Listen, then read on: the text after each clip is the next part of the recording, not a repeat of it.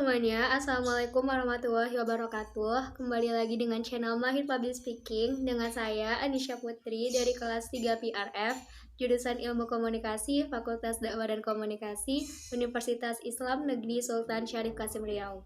Di sini saya akan menjelaskan tentang model komunikasi persuasif.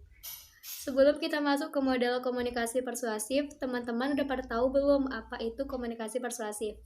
Nah, komunikasi persuasif adalah proses komunikatif untuk mengubah kepercayaan, sikap, perhatian, atau perilaku baik secara sadar maupun tidak dengan menggunakan kata-kata dan pesan nonverbal. Nah, sekarang kita masuk ke model komunikasi persuasif. Terdapat 6 macam model komunikasi persuasif menurut para ahli. Yang pertama, model komunikasi Berloh. Pada tahun 1960, seorang peneliti komunikasi yang bernama David Kenneth Berlow mengenalkan sebuah istilah SMCR untuk menggambarkan salah satu jenis model komunikasi linear yang terdiri dari berbagai komponen yang meliputi sumber atau pengirim pesan, saluran, dan penerima pesan. Model ini dikembangkan Berlow untuk menggambarkan hubungan antara pengirim pesan dan penerima pesan. Model komunikasi Berlow berasal dari ilmu-ilmu perilaku dan teori Aristoteles. Berlow mengikuti dan mengembangkan model komunikasinya berdasarkan model komunikasi Shannon dan Weaver yang dicetuskan pada tahun 1949. Model komunikasi Berlow merupakan model yang menggambarkan proses komunikasi melalui model komunikasinya. Berlow menggambarkan faktor-faktor yang mempengaruhi setiap elemen yang dimiliki individu dalam proses komunikasi, guna membuat komunikasi menjadi lebih efisien. Model komunikasi SMCR, Berlow juga menekankan pada proses encoding dan decoding yang terjadi sebelum sumber atau source sender mengirim pesan dan sebelum penerima pesan atau receiver menerima pesan. Yang kedua, model persuasi rank. Teori ini dikembangkan oleh Hugh Rank pada tahun 1976. Teori ini menegaskan bahwa persuaders menggunakan dua strategi utama untuk mencapai tujuannya. Dua strategi ini secara baik disusun dalam dua skema, yaitu intensity pemerkuat dan downplay pengurangan. Teori ini menegaskan bahwa kita melakukan penjelasan secara persuasi dengan cara menonjolkan kelebihan dan mengurangi kekuatan pesan. Pesan yang datangnya dari luar dengan cara menonjolkan kekurangan-kekurangan dan kelemahannya. Yang ketiga, model kemungkinan elaborasi. Richard Pretty dan Job Cacioppo pada tahun 1980 mengembangkan model kemungkinan elaborasi atau elaboration likelihood. Model yang menyatakan bahwa persuasi secara tradisi dikaitkan dengan dua rute, yaitu rute sentral dan rute periferal. Model ini membentuk fase baru teori rute atau dua proses.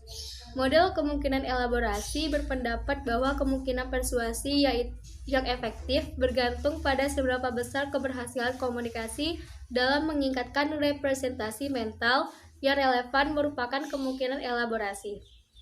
Yang keempat, model respon kognitif. Teori respon kognitif merupakan sebuah teori yang dikemukakan oleh Anthony G. Greenwald. Hal yang penting dalam komunikasi persuasi pada konten kognitif adalah reaksi kognitif penerima pesan dalam menerima informasi persuasi yang masuk. Ketika seseorang menerima pesan dan dihadapkan dengan keputusan menerima atau menolak persuasi, ia mungkin diharapkan untuk mencoba mempertimbangkan atau menghubungkan informasi baru dengan sikap-sikap, pengetahuan, dan perasaan yang ada. Dalam melakukan hal tersebut, penerima pesan mengulang-ulang materi kognitif yang telah tersimpan. Respon kognitif terhadap sebuah pesan persuasif itu merupakan sebuah bagian penting proses persuasi. Latihan dan pembelajaran respon kognitif untuk persuasi dapat memberikan dasar untuk menjelaskan efek komunikasi dalam hal pembelajaran kognitif. Pembelajaran konten respon kognitif mungkin memang lebih mendasar daripada pembelajaran isi komunikasi. Yang kelima, model perubahan sikap Yale. Dalam model ini, perubahan sikap dikenal dengan sebutan pendekatan perubahan sikap Yale. yaitu suatu studi tentang kondisi di mana orang cenderung mengubah sikap mereka sebagai bentuk respon mereka terhadap pesan persuasif.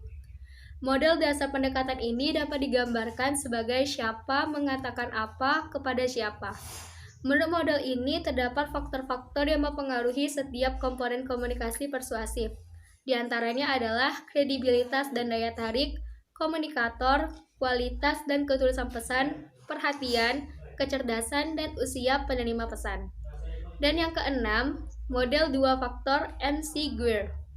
Model persuasif dua faktor yang mengkombinasikan perhatian dan pemahaman ke dalam satu faktor penerimaan. Model ini didasarkan atas pendekatan Yale yang mengatakan bahwa perhatian dan pemahaman menentukan apa yang dipelajari oleh penerima pesan dengan menekankan pada isi pesan komunikator. Fase lainnya yang melibatkan perubahan dalam motivasi diasumsikan untuk menentukan apakah penerima pesan akan menerima atau mengadopsi apa yang ia pelajari. Karenanya, efek komunikasi bergantung pada dua faktor, yaitu mempelajari isi pesan dan menerima apa yang telah dipelajari. Model dua faktor MC-Guerra berpendapat bahwa proses persuasi melibatkan dua tahap, yaitu penerimaan pesan dan menghasilkan apa yang dipahami. Nah, itu dia 6 macam model komunikasi persuasif menurut para ahli. Semoga video ini dapat dimengerti oleh teman-teman semuanya. Jangan lupa di-subscribe channel Mahir Public Speaking dan aktifkan notifikasinya.